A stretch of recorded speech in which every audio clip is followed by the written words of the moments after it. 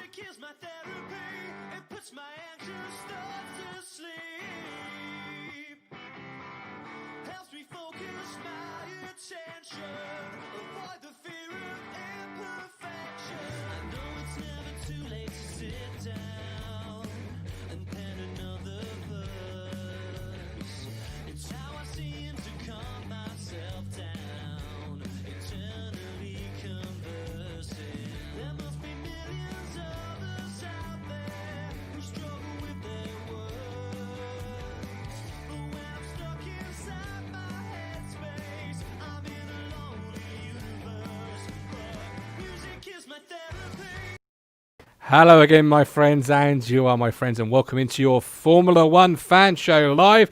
It is, of course, that means it's a Monday. While the season may not be going on, that doesn't mean we stop at Formula One HQ. No. We keep striving for perfection. Some would call us the Williams of the fan shows. Personally, I think we're more like Ferrari, aiming for a top 3 finish. As always, I am joined this evening by two wonderful people that you will know and that you will love from our Talking Town, Ipswich Town contributions. First and foremost, let's bring in the official host of the show.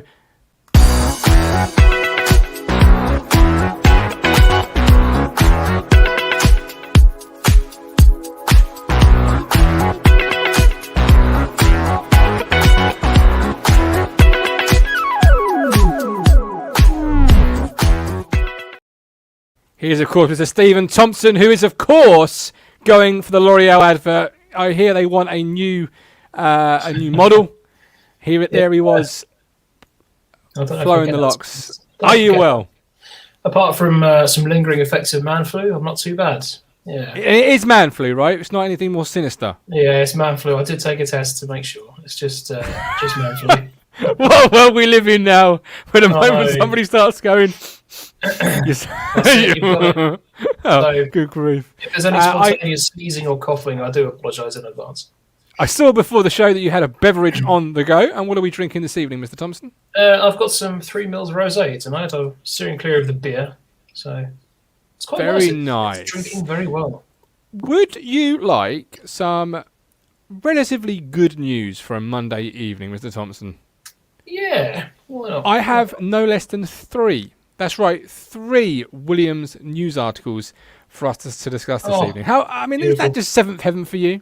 To be honest, it's everything I live for. Just Williams.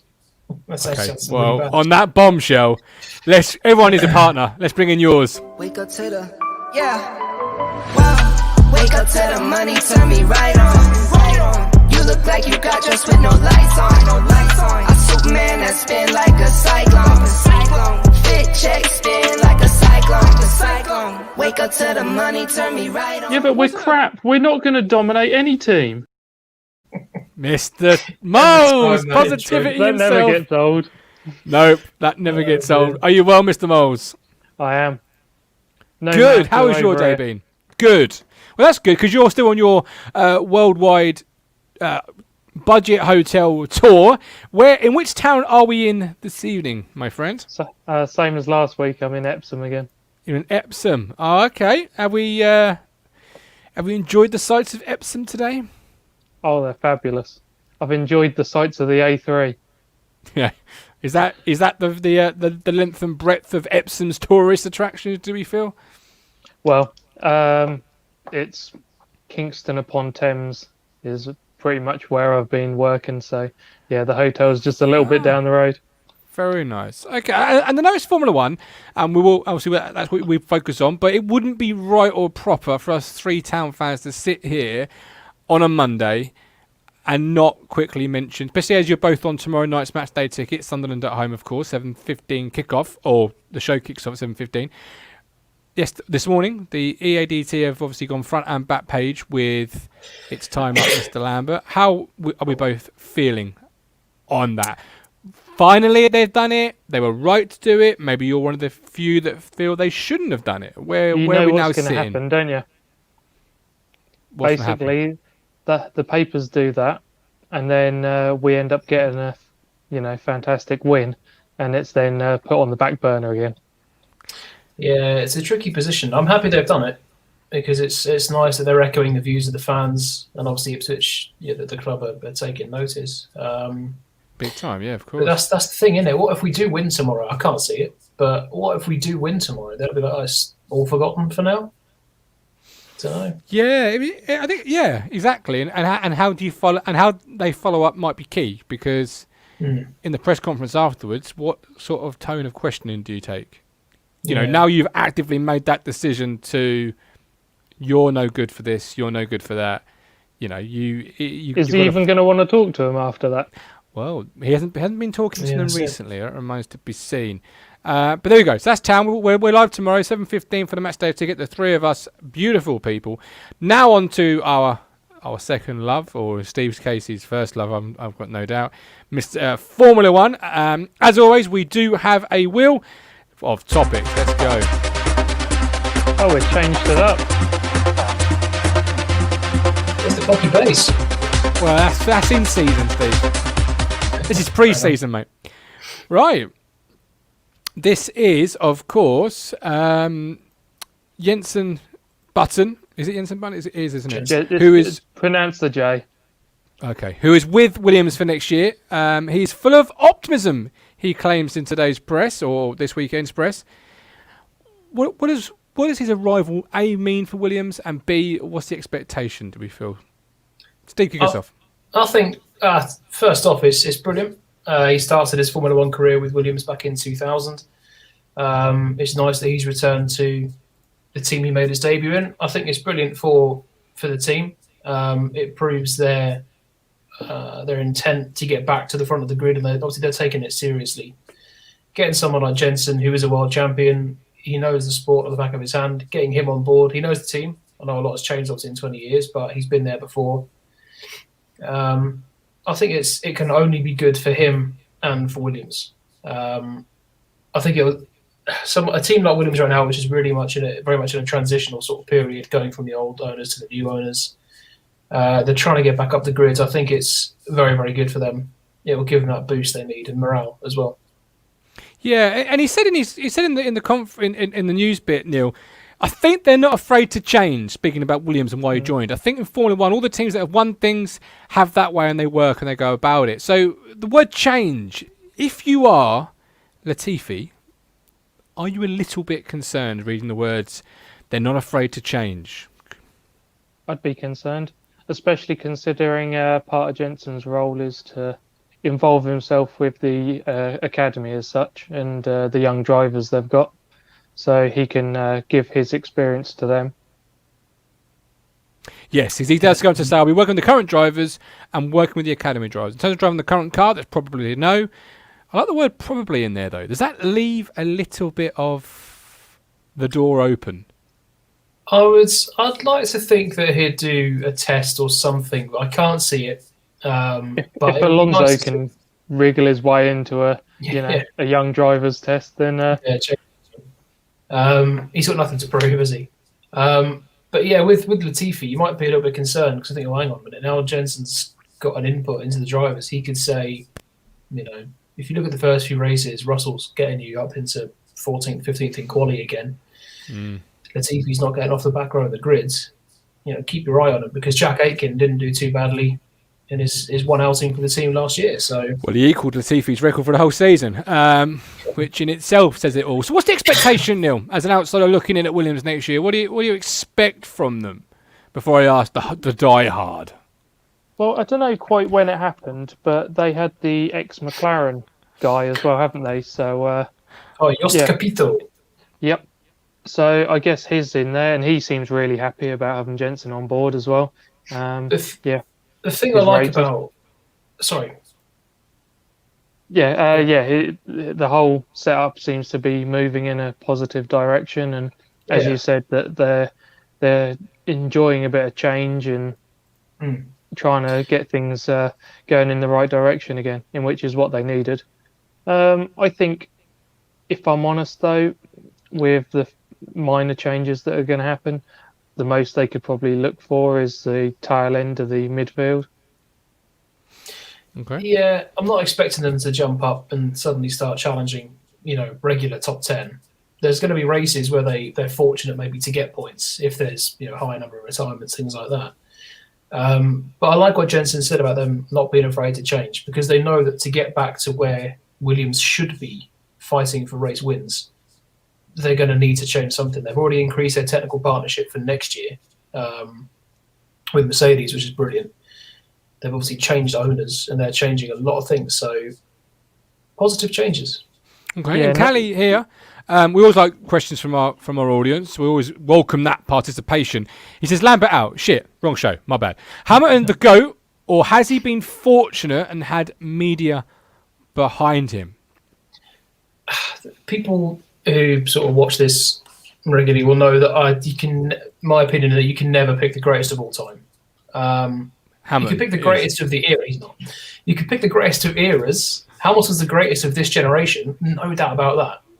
But you can never pick the greatest of all time, because he's had 60 years of car development and assists and bits and pieces, rule changes, regulation changes, things like that.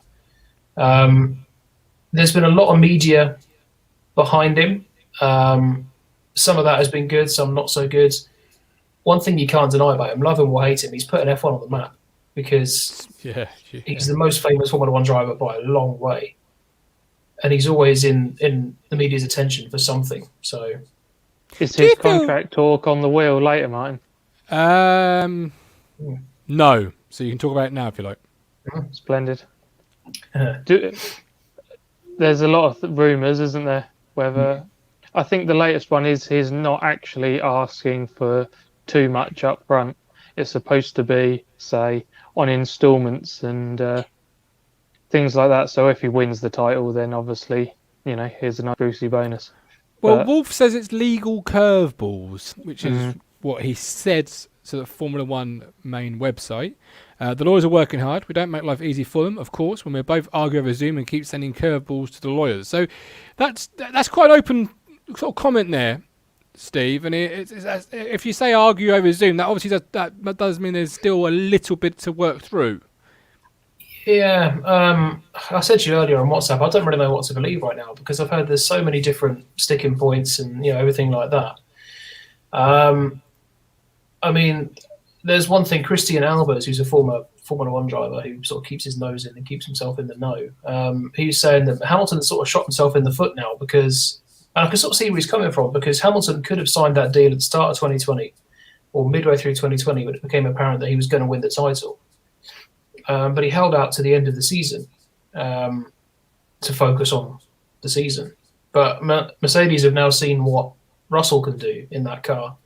And they could now be thinking, well, hang on a minute, we've got a guy who's 36 who wants to, I don't know, for example, 40 million a year. Or we've got a 21-year-old. Isn't there a cap of 33 million or something? I'm not too sure.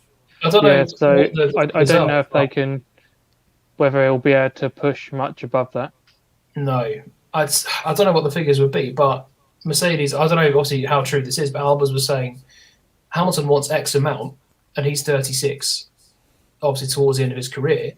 Russell is early 20s, I think 22. And he'll do it for a fraction. He'll want to drive for a fraction of what Lewis wants. And he was quicker than Valtteri in that one race he did last year. So I can see where he's coming from, but I don't know how much truth there is to that. It does seem a little bit far-fetched. But... Well, he did mention Russell in the piece, and he did say, because it has said, uncertainty over Hamilton's contract was stoked by George Russell's cameo appearance for Mercedes at last year's Grand Prix, and it goes on. But Wolf maintains, we have never played the George Russell card. He said he did incredibly well and will one day be in the top car. But our long-standing partnership is not all about making any threatening gestures. So is there an element of truth in that, or is it more fan-driven, Neil? That Russell is this looming figure after one race. Is that more fan fiction, if you like, than it is actually? It's got to be more fan, yeah. I also heard, I don't know how true it is, that basically Russell's got to keep his head down and push on, because just that on that performance alone, that isn't enough. He needs to prove on a regular basis that he is the man to replace Hamilton. Absolutely, yeah. Because you're talking about like Tom Brady. Yes, they won the NFC Championship game. He's been to the Super Bowl 10 out of the last 12 years. That's sustained success. Somebody's had one good year doesn't necessarily mean they've arrived. So in Russell's case, one good race doesn't mean you're suddenly going to be better than.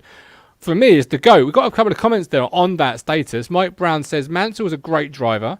I also think Schumacher was immense as a driver. Senna for me was the complete driver. And then Callie asks, interesting point re car development. In your opinion, would Schumacher have had the same success as Hamilton or better in Hamilton's car? Rosberg would have been, say, a 5 or so time world champion if that was the case. Because Rosberg pretty much pipped Schumacher or as far as I remember, not actually knowing the exact facts, but I just remember Rosberg being better than him. Rosberg beat Schumacher in the 3 years they were together at Mercedes. But I think if you had Hamilton and Ferrari Schumacher, like Schumacher in his prime together, I think Schumacher would edge it. It'd be really close. But I think Schumacher would edge it because he just seems to be a little bit more ruthless. He has a sort of, once they get on the track, it's like tunnel vision. He can just see that. Yeah. Schumacher had too much time out, didn't he? And then when he come back, the sport had moved on more with all the extra things that the cars had gained that he wasn't used to. Mm. It was still definitely V8s then, wasn't it? Mm. Yeah. But was it not the DRS, but they had like the F duct and all that sort of thing going on? Yeah, he left in 2006, he came back in 2010. Doesn't sound like a long time out, but in Formula One, as he proved, it's a lot of things changed, even from season to season.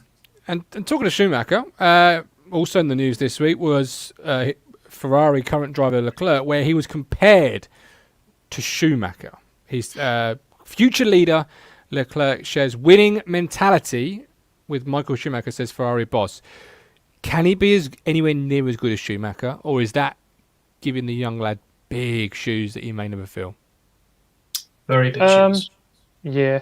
To be a Schumacher, for me, you basically have to be the opposite that we've shown of Hamilton. It's not true, but as far as we're shown from Hamilton is that he'll do a bit of DJ and he'll be on the beach and then he'll rock up at 5 minutes before he needs to do it and go and put it on pole. But if you're doing a Schumacher, then you will be basically training the whole week. You'll be putting in 100%, and then when you're on the track, you'll be quite happy to do whatever it takes to win that race, to get that pole position. You know, through the Ferrari days, he finished the race by doing his penalty on the last lap, and then he basically pulled out of his box, didn't he, and crossed the line. Yeah, all these really, really sneaky. You think it's so dirty, but it's just ruthless efficiency. Yes. Yeah, he changed Formula One because he really brought fitness into the sport. So whereas you might have seen drivers who are getting out and having a cigarette, like James Hunt, for example, after a Grand Prix and swigging from champagne bowls before he gets in the car, Schumacher really changed the face of it and just brought fitness to the peak, really. But yeah, he was. I think to be a Schumacher, if like Leclerc was going to be a Schumacher, he needs to obviously live and breathe Formula One. He needs to build that Ferrari team around him because Schumacher turned Ferrari into his team. And God help the number 2 driver. Obviously, in this case, it's Barrichello for a large part of it, already Irvine.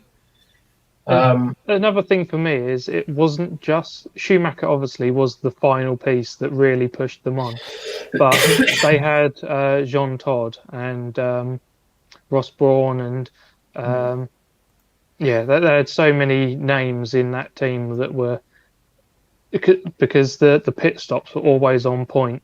They just the way they done the work the stints. They done a lot of short runs, didn't they? They had low fuel rates because they had fuel in them, and they would just breeze away from everyone.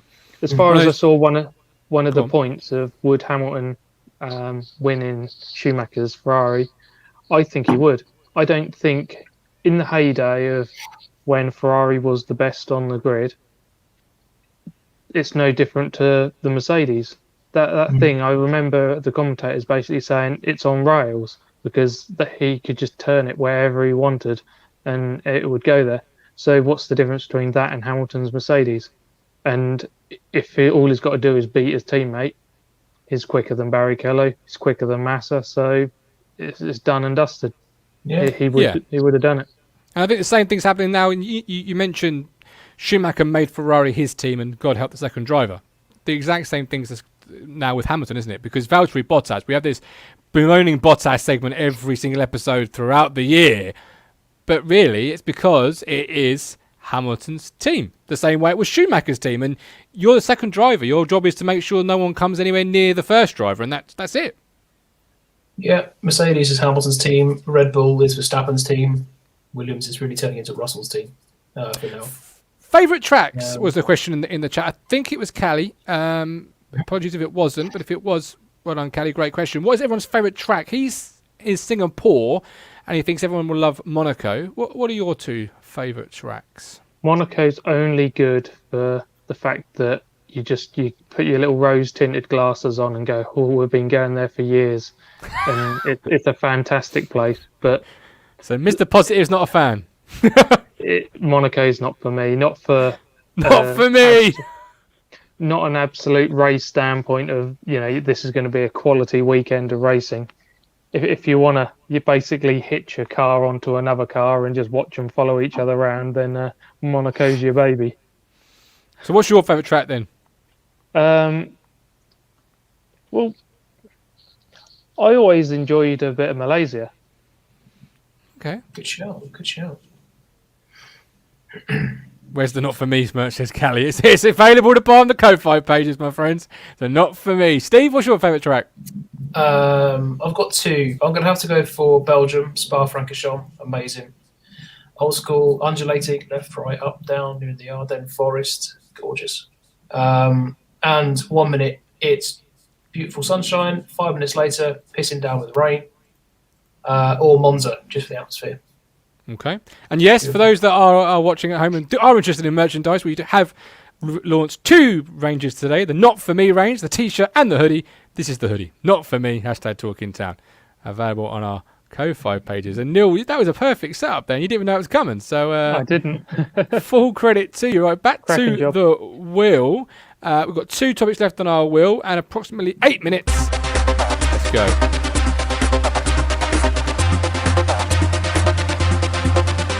Here we go. Back to Ferrari. Returning Ferrari to top three is a minimum, says Benito, for this year. So for this year, 2021, top three is a minimum. Is that achievable? Is that a realistic aim, or is that pre-season sort of, huff and puff and fluff? If they can sort their engine out. I was going to say, if their chassis is as good as it potentially was this season, and they do massive steps with their engine, then their engine is what it hinges on. Yeah, so if they can sort that out. Go on. So I was going to say, because the engine was awful. The chassis didn't seem half bad last year, not if anyway what Leclerc was doing. It's going to be tough because you've got the likes of Aston Martin, who are looking very good, and obviously McLaren, who were doing very well last year. It's going to be really close. I think third backwards, is going to be really close. Ferrari have got two decent drivers this year. They've got Sainz and obviously Leclerc. So if they can sort their engine out, I think it's a decent possibility. Okay, right. And 5 minutes left to play. Our last topic is, I won't play the wheel because no need to. Button will drive for his own team and he joins, I said Formula E earlier, but I got corrected by the aficionado. I upset him. What has he done exactly? Tell us what he's done. It's Extreme E. Extreme E. It's basically if you took Formula E and gave it a ton of steroids, you might get somewhere like this. So for those of us, perhaps like me, who are new to the hobby, or new to the sport rather, sorry, what is Extreme E? Describe it in a few words, etc. Tell us all about it. I'm not 100% au fait with it, but it's basically sort of a lot of 4x4s, obviously electric 4x4s, And there's a lot of off-road courses and bits and pieces like that. Rosberg's going to have a team this year. Hamilton's got a team this year, and now Button as well. So a lot of F1 drivers, past and present, are turning their attention to it. It's got a lot of potential, and it does actually look pretty good, to be fair. Yeah. I've just got it up on Wikipedia now. Yeah, doesn't look too bad. You've got 5 races: Saudi Arabia, Senegal, Greenland, Brazil, and Argentina. Anytime you go to Greenland, I always feel that's obviously going to be that's the electric part of it, right? That's the global warming part of it. That'll be sort of a big awareness sort of. I would have thought. I don't know. I haven't read it yet. So 5 races. You've got a various number of drivers, male and female. Jamie Chadwick's a British driver in there, along with obviously Button and Katie Munnings. Looks all right. When's this kick off then, Steve? Do we know? I'm not too sure when it actually starts. April, by the looks of this, in Saudi Arabia. So what does it mean for Formula One then? Anything? Can we take anything from Button owning a team there and driving? Is he keeping his eye in, as it were, or? Well, he done a bit of GT as well, didn't he? And there was an event he got his friend to join in on. They shared however many hours it was. I don't think it's going to cross into Formula One. I think it's Formula E. You're going to get that little bit of crossover, but there's not a lot of similarities really. So that'll be a separate thing. Yeah, get this right. The RMS St Helena, a former Royal Mail ship, will serve as a floating paddock and headquarters for the series. Fair enough. It looks pretty adventurous. Is it rich people playing games? Probably. I don't know. Most motorsport is rich They've got an people playing ex-bloody games. warship, Steve, having a floating paddock. That sounds like, sit down with all your money and decide what's the most extravagant thing we could possibly get away with. Well, in its Are first they going to put a ramp at the end and do an Evel Knievel off the front of it? In its first couple of seasons, F1 was just viewed as a rich man's sport who just come along and race, and it was viewed as a rich man's game. So this is it's something very similar but electric. Sky Electrics, says Mike Brown.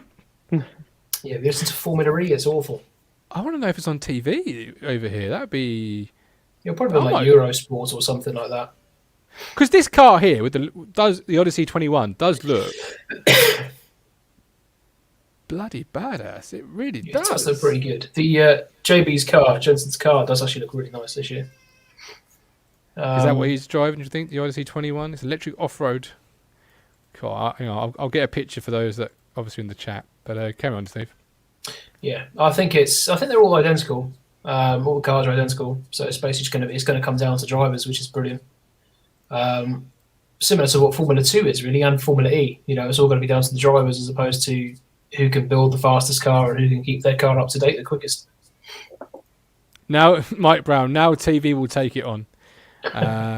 Yeah, absolutely. Right, half an hour. The F1 show is always only half an hour. We'll try and give it half an hour. Anything else to report before we make way for people to enjoy the rest of their Monday evenings? No, I think I can see we're doing. I saw a comment from Callie there. Rich folks playing games.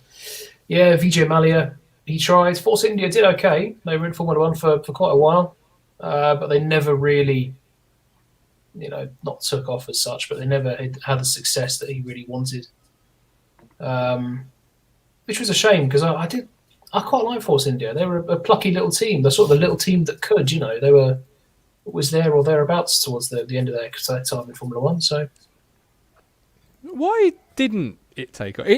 First and foremost, my first question, I suppose, is there a racetrack in India that we go to? There was.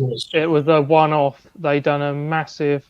Well, I'm sure they burnt a big budget to build the stadium, build the track and get all the grandstands, and then there was a big. Was it Chandok who, being from that background, he ended up promoting it, and there was so much promotion leading up to it, and we just saw it once. I think it was put in an area which wasn't particularly wealthy, and they didn't have that many people go. So as they couldn't make any money off it, they haven't ever been again. I think Formula One's all about making money. They had 2 races there, I think. 2 or 3. Not very many at all. And I know Vettel won the 2013 championship there, and that's basically what everyone knows it for now. But it is a shame because something like Force India, they were a nice team. They took over a well-established team when they bought out Jordan, who went for a few different names before being bought out as Force India. And they're now Aston Martin because they became Racing Point, and there you go. Yep, Callie said it there. The Bud International Circuit, that's the one. Oh, well, there we go. Right, we're done. We're dust another week in the books. Thank you both ever so much. We return next Monday. We'll confirm a time during the week because it's been quite successful. But normally it's a bit later on, but we'll confirm the time with you during the week. The three of us are back tomorrow for the match day ticket, 7:15. Join us then. Come on, Tam. Up the switch. Up the switch, yeah, certainly. Music is my therapy. It puts my angels stuck.